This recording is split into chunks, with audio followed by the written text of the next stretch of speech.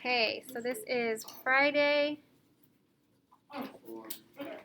4/30/21. And we're going to do factor by grouping. You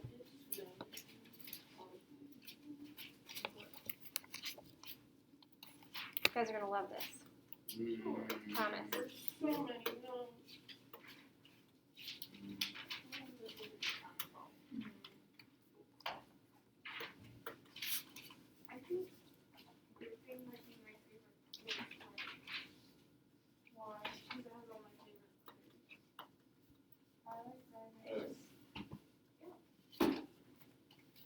Okay, so don't let the fact that there are 4 terms scare you. I promise you're going to like this. Don't be scared. It's too late. I'm scared. Be brave, little Chex-Mix. Me when I'm SpongeBob. It's already frightening. Oh, there's some SpongeBob movies. There's only 3 steps. Oh, isn't it? There's 3 steps. Oh, the steps are hard. No, they're not hard. Is it 3-step with part A, B, and C No. for each step? Listen, I'm not trying to be all sneaky. You're really going to like this. Okay, step 1 is to put the polynomial into 2 groups.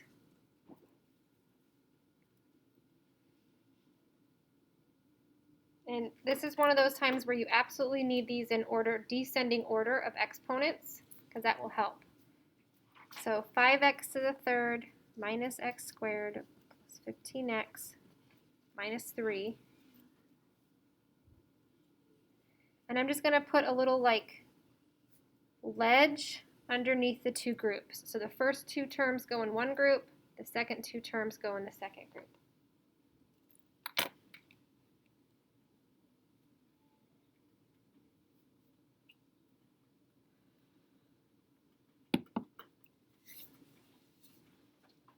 Everybody with me? Yeah. Okay, step 2. Factor out the greatest common factor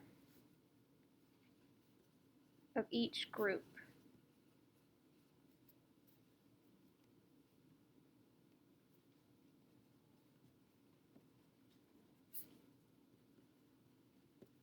So I'm going to rewrite them as 2 separate groups because I put them into their 2 groups.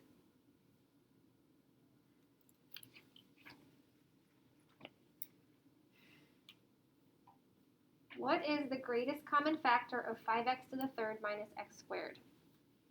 5. Wait, no. 1. Nothing. It's going to be x squared. No, I'm sorry. X squared. Right? Right. Times 5x minus 1. Right? Because x squared times 5x will give me 5x to the third. X squared times negative 1 will give me negative x squared. Wait, but what was the GCF? The x squared. Wait a minute. Both need the x's squared. Oh, I see. Right? Okay, how about for 15x minus 3? What's my GCF going to be? 3. 3 times the quantity 5x minus 1. I see. Do you guys see anything with these 2 quantities? It's the same, but different. The 5x minus 1 should match. Okay, so the quantities in the parentheses should match. If they don't match, there's a problem. So when you get to this point, whatever's in the parentheses here should match what's in the parentheses here. You add the GCFs and be 3x. You're close. You're close. 3x. So step 3 is to regroup. So we have x squared times 5x minus 1, and we have 3 times 5x minus 1.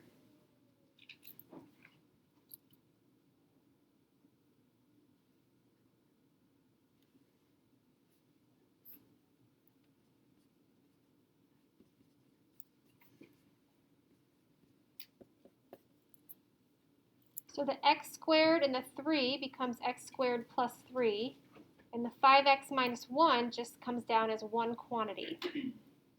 And that's my answer. I thought that was fun, but it wasn't hard. It wasn't terrible, right? Right? I wouldn't say it was fun. Yeah. But it's not terrible. It's not terrible. Until you got a fraction. Oh, I see. Okay, there we Okay, so let's go ahead and try a couple more examples. Keep this, close by. I think once we work through them faster without writing out the steps, you guys will be like, this is pretty easy. So I've got 8x to the third minus 64x squared plus x minus 8.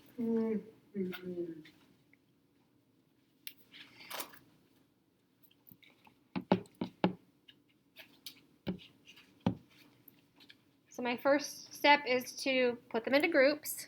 So I'm going to use this group and this group. Notice that it's the first two terms and the second two terms. Okay. Then I have to factor out the GCF.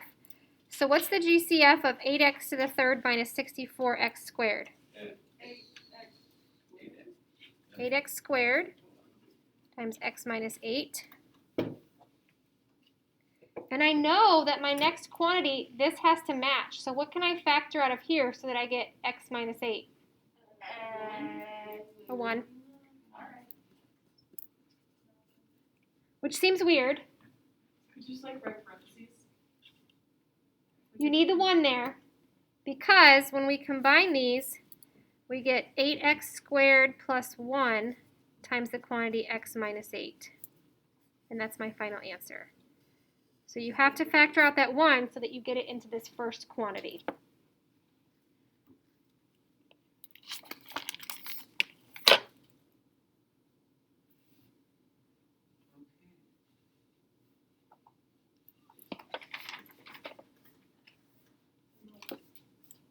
Okay, this next one's extreme grouping. Oh no. Oh no.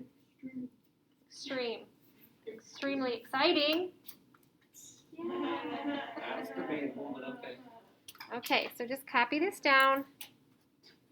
21x to the third minus 84x squared plus 15x minus 60.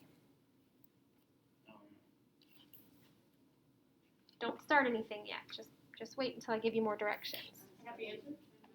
I have it done. Okay, so the reason this one is extreme is because there's a GCF for all of these coefficients. Oh no. So what number can go into each of these evenly? 3, right? So I'm going to have 3 times the quantity 7x cubed minus 28x squared plus 5x minus 20.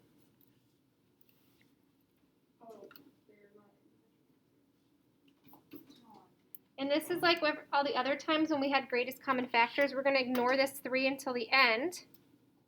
And now I'm just going to do my grouping based on what is inside the parentheses. Okay. So I'm going to, what could be my greatest common factor for 7x to the third and negative 28x squared? 4x squared. X squared. It's going to be 7x squared Oh. times x How did it work? minus, he was just doing the fact family, the 7 and the 28 and the 4. Brain over. And then I'm going to factor out the 5, and I'm going to also get x minus 4. Remember, these have to match. These two parenthesis quantities have to match. Okay, I'm done from there. So then I combine these, Ah, and I get 7x squared plus 5 I'm gonna assume the coefficient. times x minus 4, and then I have to bring the 3 down. Can't forget that 3 that I took out. And I just factored a polynomial by grouping with a greatest common factor. It's pretty exciting stuff, guys. Major excitement. Okay, I'm going to stop the video.